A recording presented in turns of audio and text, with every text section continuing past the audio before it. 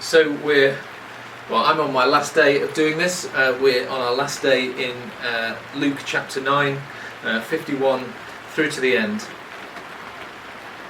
And if yesterday was about Jesus having a bit of challenge, this is it again.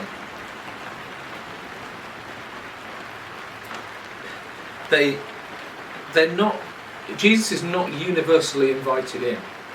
He goes somewhere and they don't want him.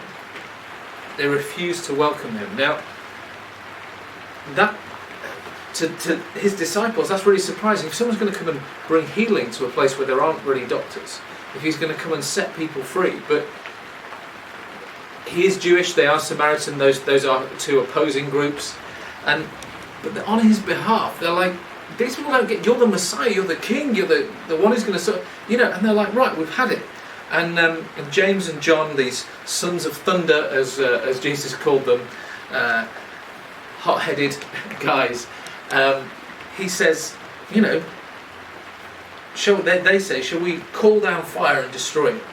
And he corrects them. He corrected them. No, guys, we're not going to do that. I wonder how that correction looked. But they go on to another village and they keep going. And then I think it's almost like Luke wraps this up by saying, right, let me just drop in some other things that happened to Jesus along the way. People saying, I want to come with you, but. And there's various different kind of buts. And Jesus kind of answers in really difficult ways. And you've got to read these things well. So, if someone says, let me go home and bury my father, it's like, well, if his dad's just died and if there's a funeral tomorrow, I don't think that's what that's talking about. It's like, I'll follow you, but my dad's old and I just need to see him through the last few years.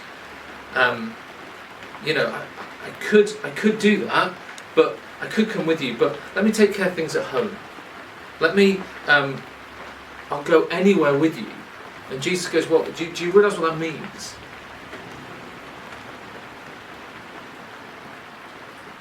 There's a whole thing about counting the cost, isn't there? When we, in a worship service, in a song, at the end of an amazing talk at some conference somewhere, or, occasionally when maybe the vicar's done a decent talk. But when things have gone well at an event, I will do anything for you, God, I'll go anywhere, or when you just on your own, you've been in deep in prayer, and it's yes. This is important. We're not promised the easy good life. We're not promised the American dream by following Jesus.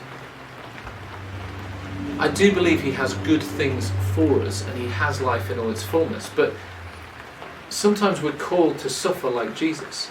Sometimes what we're called to do is painful. And even things that have worked out for the best for me, I can still remember the pain. You may have lived in the same place all your life and built deep relationships. I have moved and moved and moved because God's asked me to. And every time that's been painful. Some more than others. But it's always been right and good. And it may not be that he asks you to move, but it may not be that he asks you to give up wealth, but that there may be reputational cost. There may be a cost to where you put your time and effort and energy. The kingdom of God, the bringing of his rule and reign to the earth, is what we're about. And wherever any other thing is more important than that, Jesus is saying, well, that's not okay. If you're going to be my disciple, I come first, and I love you, and I'll look after you, and it's not going to be all awful all the time at all. It's going to be wonderful and lovely, but it is going to cost. And if you put family first, if you put work first, if you put where you live first, you're not going to see it. And if we truly want to see the kingdom of God coming in power, it can't be an add-on. It can't be, I have my life and then I bolt on doing some God stuff and I want to see it be fun and go well. Jesus is saying, it's all out for me, and everything else comes round that.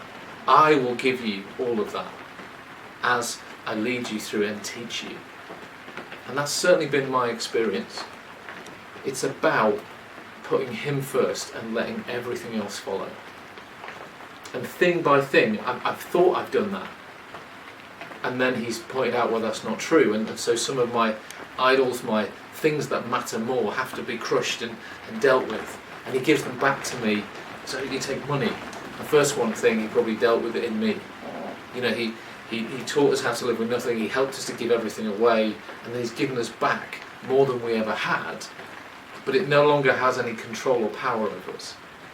He's done that with relational things. He's done that with physical things. He's done that in all kinds of different areas of my life. Before I shoot off into a bunch of testimonies, because this is about Bible study, let these questions sit with you today. Let Jesus' harsh challenge come to you today and go, what do I put before following him?